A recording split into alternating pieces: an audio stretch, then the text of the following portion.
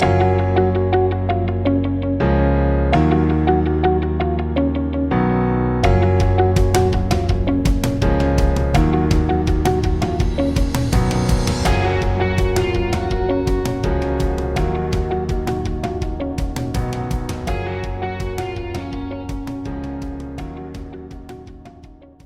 we are again.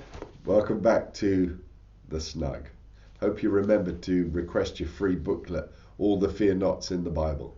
If you missed it yesterday, davidoliverbooks.com. Use the contact option on the website and just send me a request for that booklet. Now, over the next few days, Jesus places a specific emphasis for all of us on this thread of worry-related questions.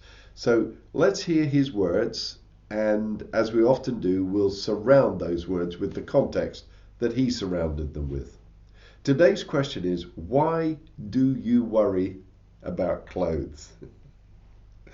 See how the lilies of the field grow. They do not labor or spin, yet I tell you that not even Solomon in all his splendor was dressed like one of these. Now, I promise to give you a couple of practical ideas to help with worry, but first, let's allow the all-important focus of Jesus to pervade our thinking for today. Why do you worry about clothes? It's a question, actually, that can pierce our hearts. This week, the church near me has been looking for clothes of a certain type and size for some asylum seekers that are being housed in our town. In particular, they needed jeans, sweaters, and shirts. And it got me reminded of today's question, because I went through my closet or wardrobe and I concluded I had so much that I could give away.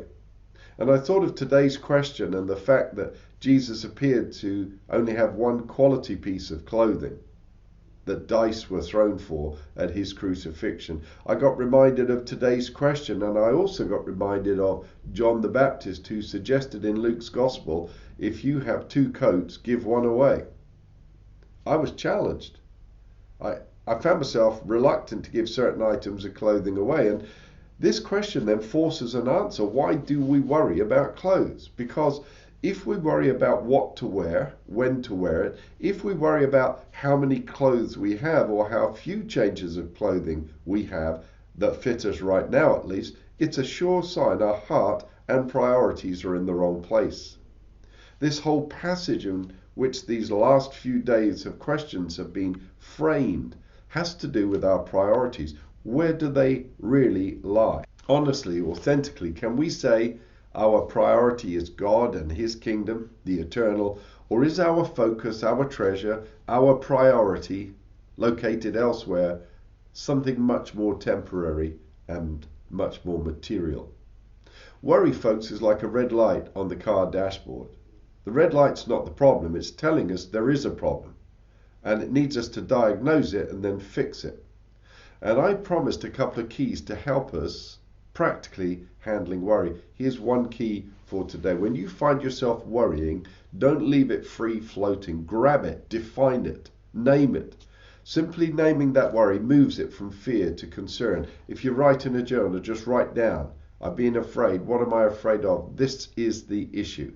It's like telling fear you're a visitor and you're not welcome as a guest or a resident. Concern doesn't trigger our stress response, but worry does. And the letter from Paul to Timothy helps us here, for God has not given us a spirit of fear, but of power and of love and of a sound mind. So what is that power and how do I apply it? Well, once I name my fear, define it, I then ask the question, with God's help, what can I do about it?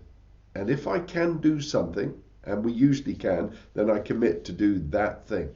If I don't know what to do there and then, what I can do is visualize some stepping stones that could help me move one step at a time towards a conclusion or a solution. And then I commit myself to those stepping stones. So we've moved from a spirit of fear, a red light alert, to power, which defines it and then answers the question, what can I do about this?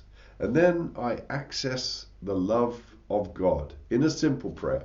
Lord, I accept your love in my situation, and as I take action, I receive the love of God into my mind and life. Perfect love casts out what? Fears.